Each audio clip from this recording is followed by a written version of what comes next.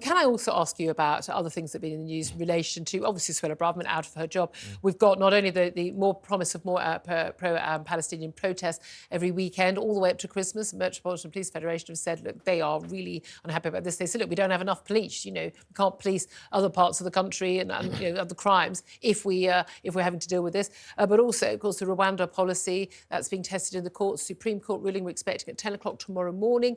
How do you think? What do you think about both of those key issues? Well, I mean, nobody knows. I mean, the Supreme Court. I mean, I think the betting would be that the government will be defeated. There's some indications in that the Prime Minister was lining up to sack the Home Secretary before her remarks on demonstrations. As far as Rwanda is concerned, I mean, I think it's a ridiculous policy. I mean, the idea that the way to solve the asylum problem is to ship people off to Africa, I think is totally absurd, and I think the Supreme Court would be right to knock it. Why was it absurd? Well, the way to solve an asylum problem, if that's one of your key priorities, is to reduce the backlog by having enough people to process things properly and do things efficiently and properly. The idea that you're going to save money by sticking people in an aeroplane and shipping them off... Is it saving money? Isn't it about a deterrent? I mean, I'm not quite sure how much of a deterrent it is. If you've got tens of thousands of people and only a few hundred end up in Rwanda, I mean, a lot of the people, they're taking pretty bad odds going on a rickety dinghy across the channel anyway. They're going to take those odds, aren't they? You've made your own argument against it. Yeah, but that's not... It's about deterrent. It's about a statement of intent, people who are not deterred by having to go in rickety dinghies, as you put it, are hardly going to be deterred on the remote chance they're going to end up in an aeroplane. Why are other countries looking at this? And why, Italy have done a deal with Albania. Basically, if you turn up in a ship, you're just going to be shipped straight to Albania. They're looking at tens of thousands of people in that case. Why is Germany looking at this? Why Austria? Well, I mean... If it's such a terrible idea... Well, the countries you've mentioned, of course, have many, many more asylum seekers than the United Kingdom has. I think we should come up with a rational policy that you can defend and a rational policy that you can pursue. I don't think that was it, and clearly... Well, what's your solution?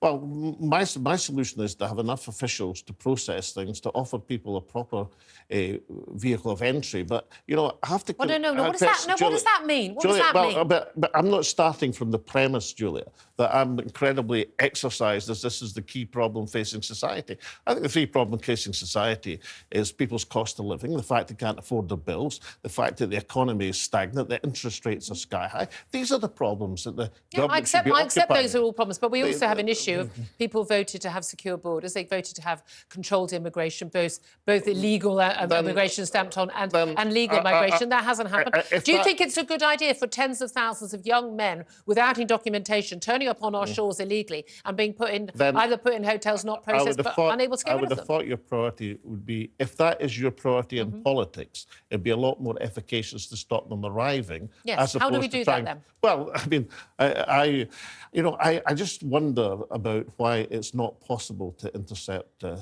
boats in the busiest... I think we do. Well, we do intercept them, and then we get the people off the boats and we bring them to British shores. I'm not the pursuer of this policy, Julie. You'll have to. But what would you do if you were in charge? If you were First Minister of Scotland again, if you were and you had people coming across, able to get all the way to Scotland instead of just coming across to Kent. What would your policy be? Well, for a start, I would address all of the other issues in Scottish society. And remember, in Scotland... You can do more than... Governments can do more than one thing. Yeah, and Scotland... Or they could do nothing, to be fair. If I could say what the greatest problem in Scotland over the last 50 years is not immigration, it's emigration. We're losing talent and ability. You are. Yes. We are not in a position in Scotland of wanting to stop people coming. Alex, yes. Well, no. By all means, you might want to invite people who've got talent and skills and are going to integrate and speak the language and be part of society. Or you can have a bunch of blokes who've just shipped up from somewhere who knows where because they haven't got any documentation, who are turning up to wash cars. Yeah, you and I will not agree. They're not all brain surgeons, Alex. But I do note that one of the things you could say that the sons and daughters of immigrants who've come to this country seem to end up in the cabinet, even if they don't seem to last all that long, doesn't it? Those people came legally, by the way.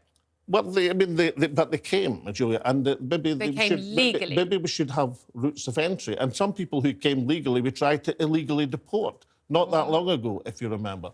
I just cannot sign up to the idea that this is the key problem facing the country. It's not actually a key problem, it's a problem facing and the I country. suspect, although I don't know, but I suspect the Supreme Court is going to knock it for 6 anyway, so it's going to become You think the government's policy is going to be struck down, their appeal against the Court of Appeal decision will be lost, and then what happens, do you think? I do, but, you know, you never make a fortune by anticipating Supreme Court decisions. There is that. What do you think is going to happen as a result of that, then? What will the government do?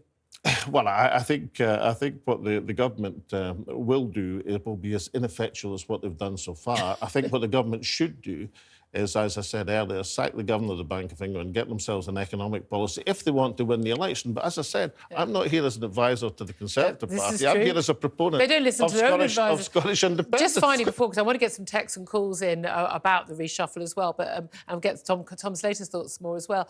But just finally, in terms of, you know, people seem to be sort of cross with the Tory party, people at Reform UK, they said they've seen a spike in membership, SDP as well as was.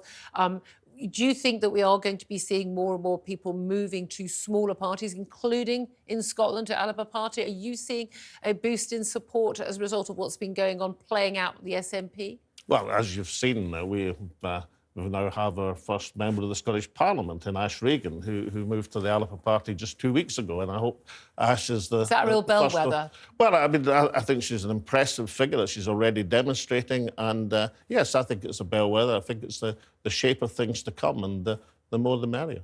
OK, very good to talk to you, Alex Salmond. Thank you very much indeed, leader of the Alba Party. Alba, sorry, I mispronounce it every time. Former First Minister of Scotland again, but I'm waiting for him to get the peerage. Just come back to you quickly, Tom Slater, before we go to calls and texts as well. Do you think there is going to be a move away from people? You know, we keep being told about these realignments, you know, to smaller parties and then back to suddenly two-party politics again, and then back to you know, smaller parties. Do you think we are going to see any more realignment? I think we're going to see a lot of despondency. I think we're going to see a lot of people looking at the other alternatives, because we're back to where we were pre-Brexit, which is two main parties dancing on a head of a pin, barely a rizzle of paper between the two of them. And it was precisely that which generated the kind of despondency and the desire to break out from that we saw with the referendum vote. Do you think people, though, will feel that sort of thing? People saying, well, I'm going to vote for Brexit, I feel empowered, I'm going to have my say. I think, because I'm worried that people are going to go, just no point. They don't listen anyway, what's the point? I think a lot of people are going to go back to not voting rather than go back from the Tory party to the Labour Party, certainly, because Labour, whilst they are riding high in the polls, it's an incredibly negative landslide that they're looking at. It's not because Keir Starmer has set pulses racing at dinner tables across the country. It is people who have become incredibly despondent with the Tory party. A lot of people don't know where to go, and also just the remarkable mess that the Tories have made for themselves. Do you agree, Alex Salmond? Yeah, I think the point, Tom, is about the danger of disillusionment, the danger of people not voting, of losing hope, of losing faith. And you know, that's the task for all politicians, but particularly for emergent parties. Hope is at a premium at the present moment. People have to have hope. Hopey, changey thing, I think Sarah Palin called it. But there we are. Alex Salmond, thank you very much.